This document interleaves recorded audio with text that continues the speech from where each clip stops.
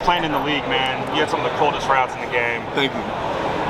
What went into crafting those routes, getting to that point where you were just cooking dudes off the line? Yeah, excellent question, man. That's good, because those that's listening, man, listen in. You gotta love the game first and foremost. You gotta love it. So in that sense, I knew what I had and I knew what I didn't have. When I say didn't have, it was the speed. You know what I mean? I didn't have the 4.4, the 4.3, the blazing speed. So I felt like I had to figure out another way to get open, which was utilizing my balance and my shiftiness. You know what I mean? Being crafty.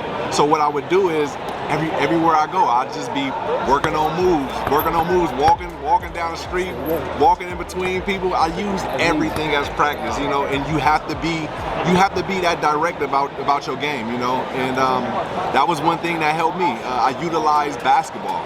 I thought, hey, nobody can guard me in basketball, so let me use basketball moves on football and see if it worked. And it did, and I just kept it going from there, yeah.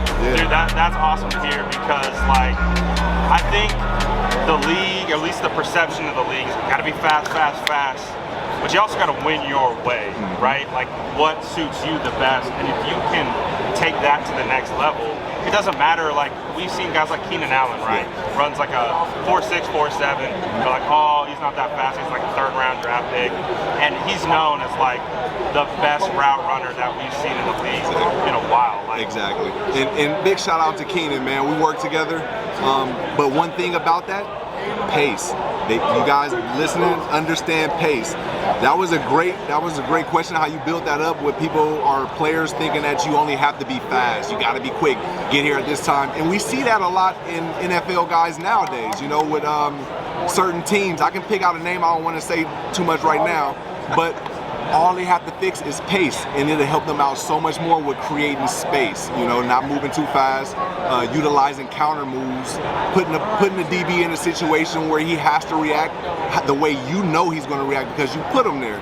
It can get real deep, but it's super simple. It's just about having those repetitions and loving it. So kind of like what you're saying is, going slower actually can help you in the long run, because you want to get those hips turned right in one direction and then cut back to the inside and get them completely out of leverage. Yes, right? And then be crafty. Utilize your arms, utilize your limbs. A lot of people, this is a good one, a lot of young players think to create space, you got to be away from the defender, but that's not how you create the space. You know, you got to be close to them. That way you can feel where they at, you can understand their movements, you can utilize your sneaky tactics like the chicken wing or pushing them by.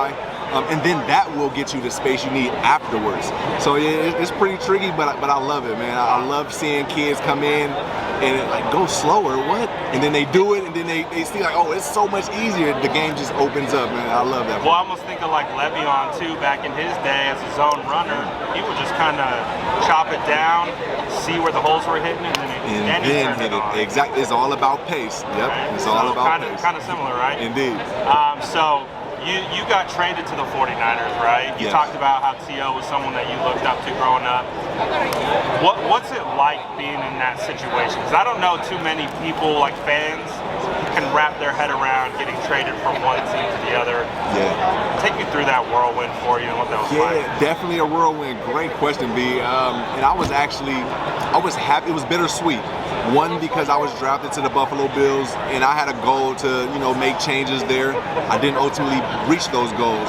So the bitter part came when I was moved to San Francisco. The sweet part about it is that's my hometown, so you know everything was cool. But yeah, I'm from San Francisco actually. Yeah. So yeah, like that was the sweet part about it, being back home. But yeah, I just felt like I had unfinished business. What I did to get through it, I utilized, like my wife, she was very helpful and instrumental in keeping me focused and balanced. I used the community as far as my peers, my NFL brothers. I would call, I don't know if you remember Darius Hayward Bay. Yeah, so I would talk to him. That's family. I just utilized that, you know, and that's something big to say because a lot of the kids or players, they don't communicate, you know. How difficult, Stevie, do you think it is for Amari in a new offense with a new quarterback, new system? Yeah, great question, AK. It's it's actually not that hard. You know, a lot of people may think it is because you look at a playbook and you see how big it is, but the realness of it is a lot of the teams run the same things, just different names, you know. And with Amari, I'll tell you a quick story about myself. When I got traded and went to San Francisco, it literally only took 2 hours for me to connect with Kaepernick on an off day. Wow. And I believe Amari Cooper, I feel like he's levels above when it comes to skill. As a rookie, he had 1,500 yards, so I feel like he's different. So I don't think it's going to be an issue at all for him to fit in with Josh Allen. We feel like Everything's a competition, exactly, right? Exactly. So that was one thing that helped me get through it was family and you know, using my voice to ask questions. How did you get through something? How did you do this? You know, and it ended up working out for me. You have any Harbaugh stories that you would care to share at all? Man, I mean, Harbaugh was explaining how I was running around. He was like, yeah, he does that thing, you know, he goes, like, you have to, if you guys listening, you might just have to watch the video on this because Harbaugh is something special. You know his attitude, his personality, but he was explaining how I run routes, and everybody know at the time it was pretty different. So yeah, we let Stevie, Hunters Point guy from San Francisco, he gets on the field and he does that thing. So funny, but I love Coach Harbaugh, man. He kept everything good and focused. Definitely a player's coach. You know, all hats off to him. Who's got it better than us? So I'm assuming as someone who really prides yourself in your craft and your route running ability, does Brandon Ayuk stick out to you as a route runner? And if so, like, what are some of the things you notice that he does that allows him to be a crisp route runner? Yeah, so that's a good one. Brandon Ayuk is one that I also see as a I call them space creators. There's types of receivers. You got the speed threats. You know, you got the whatever. You got the red zone guys, the jump ball guys. Yeah, possessions. Yeah. So I feel like the space creator is like a possession receiver because they can get open anywhere. And what I like about Brandon Ayuk is his balance.